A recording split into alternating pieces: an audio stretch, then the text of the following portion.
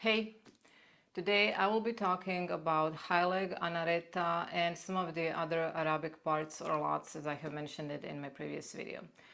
Hyleg Anareta in the natal chart is a giver of life in a nativity. This is the planet that has the most influence on an individual's life, the planet dominating the life of the native. It signifies the individual's potential for health and longevity. But there was always some confusion and discussions on exactly how to choose Hyleg, but no one is really right or wrong, as these criteria change over the course of astrology history. The principal prorogators or Hyleg are the sun, the moon, or the ascendant. Prorogator comes from the Latin prorogatoris, meaning somebody or something that gives or pays out. Aside from the prior mentioned, Jupiter, Venus, part of fortune, other planets may become Hyleg if they're strong, dignified, well aspected, and in a heliacal place. What are heliacal places? These are the parts of the chart or houses which give greater vitality and endurance to the individual when the sun, the moon, or the ascendant are found in these places. I'm going to tell you the places and degrees that majority of writers ascribe to be heliacal places. So from the 25 degrees below the ascendant or rising degree to 5 degrees above the ascendant. Next, from 5 degrees below the cusp of the 9th house to the middle of the 11th house. And lastly, from 5 degrees below the cusp of the 7th house to 25 degrees above the descendant. If you're into Vedic astrology, Hindu astrology, or Jyotish, heliacal places are different than in the Western astrology. And I have only been studying it for a couple of years now, so I might be wrong. But I think that the heliacal places in Hindu astrology are from the middle of the ascendant to the middle of the 12th house, then from the middle of the 11th house to the middle of the 8th house, and from the middle of the 7th house down to the middle of the 6th house. There are writers who said that no degrees under the earth are eligible to the rule of heliacal locus or the place where a planet is situated. Many of the old authorities and writers saw that 1st, 10th, 11th, 7th, and 9th house are deemed to fit to hold Hyleg in that exact order of preference or priority. In a day chart, so if one is born during the day, if the sun is above the horizon, the sun takes precedence over the moon. And in a night chart, so sun below the horizon, the moon takes precedence. Houses can also be used to decide which luminary is preferred, so a first house sun, even in a night chart, will take precedence over a ninth house moon unless the former is afflicted or debilitated. If the luminaries do not qualify to be Hyleg, other planets are to be considered. Preferably, Hyleg should be a benefic, like I mentioned before, or a neutral planet. Saturn and Mars, malefics, will be considered if none of the other planets qualify, if they're strongly placed and have no major debilities or afflictions. Also, Hyleg should not be in the sign of its detriment or fall or retrograde. Exceptions can be made for the sun and the moon at the lunar quarters. So if none of the 7 classical planets qualifies being the Hyleg, then the ascendant becomes the Hyleg. Claudius Ptolemy, regarded as the father of the Western astrology in his Tetrabiblos, states that the Hyleg is the planet with the greatest essential dignity in 5 chart positions. First being the degree of the sun, second the degree of the moon, third the degree of the ascendant, 4 is the part of fortune, and 5th is the prenatal syzygy, which is the degree of the new moon or full moon before birth. So new moon if the natal moon is waxing, and full moon if the natal moon is waning. There is also a point system for measuring the relative strength or debility of a planet. So 5 points were given for planet being the domicile ruler, 4 points for it being in exaltation, 3 points for it being the triplicity ruler, 2 points for being the term ruler, and 1 point for being the face ruler. And the planet with the greatest essential dignity is called the Almuten. For the purposes of selecting the Hyleg, Ptolemy considered the first 5 degrees above the horizon to be a part of the first house, and a first house planet to be Hyleg must be in the same signs as the ascendant degree. Other authors and astrologers like 17th century English astrologer William Lilly had their methods for determining the Hyleg, but I will not go into that today. Modern astrology does not use the term Hyleg, and the designation of the vital parts of the chart as heliacal places are not generally used. What is spoken of and the term used is or are significators of health. To understand this further, to judge any subject, be it health, wealth, sorrow, joy, or any other thing. Significators give only a limited amount of information. So to obtain a really comprehensive knowledge, each subject must be judged from the chart as a whole.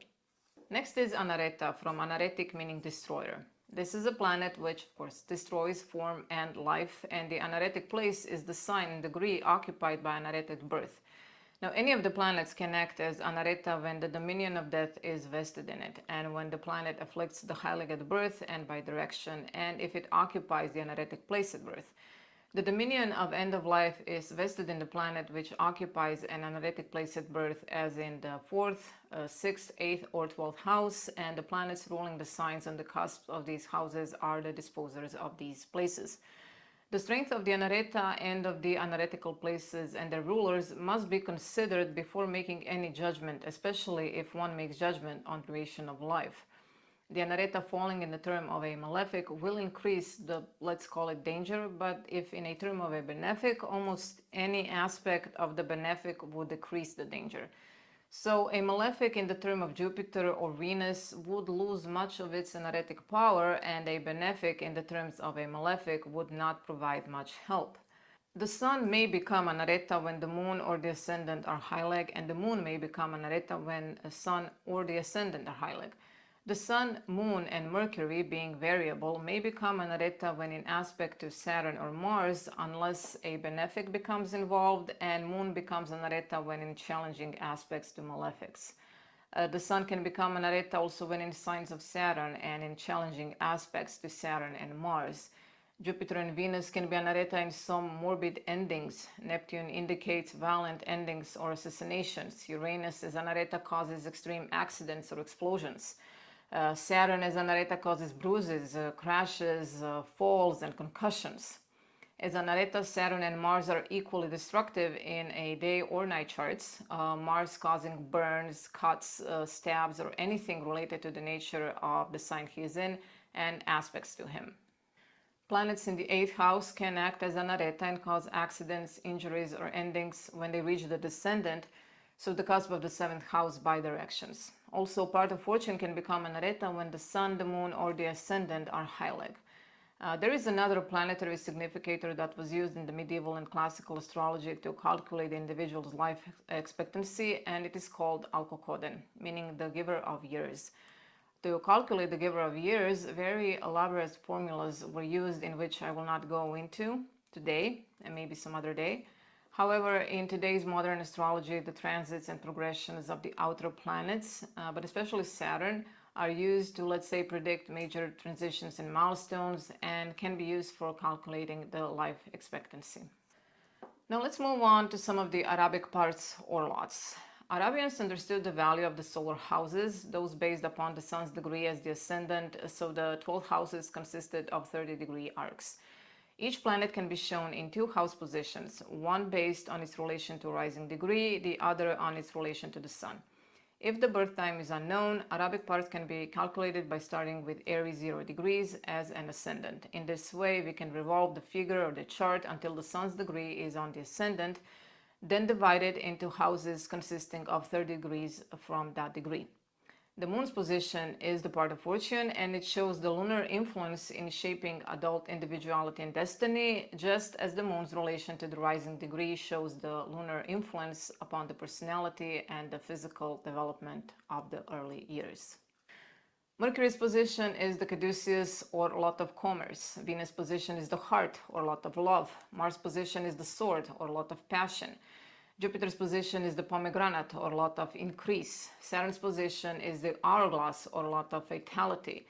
Now this point is also known as the lot of love of brethren, indicating those for whom one feels a sense of responsibility. Uranus' position is the lightning flash or lot of catastrophe. Neptune's position is the trident or lot of treachery. Pluto's position is the gavel or lot of organization. After this, we can revolve the figure until the moon's degree is on the ascendant and continue. So sun's position is the lot of spirit, Mercury's position is the lot of faith, Venus' position is the lot of female children, and Jupiter's position is the point of male children. It can be important to add here that Mars and Saturn have no relevance to matters which come under the influence of the moon. And I'm going to stop here today, mostly because I'm melting and I feel it is enough for now. If you have any questions, please ask them in the comment section below. Today's quote has no connection to the topic of this video, but it is related to occultism. Recently, I have been reorganizing my books and I came across this one specific book that I have not read in a very long time. It reminded me of some past time. This quote is by Paracelsus. He was a Swiss physician, alchemist, a philosopher of the German Renaissance, a pioneer in several aspects of the medical revolution of the Renaissance, also a great astrologer.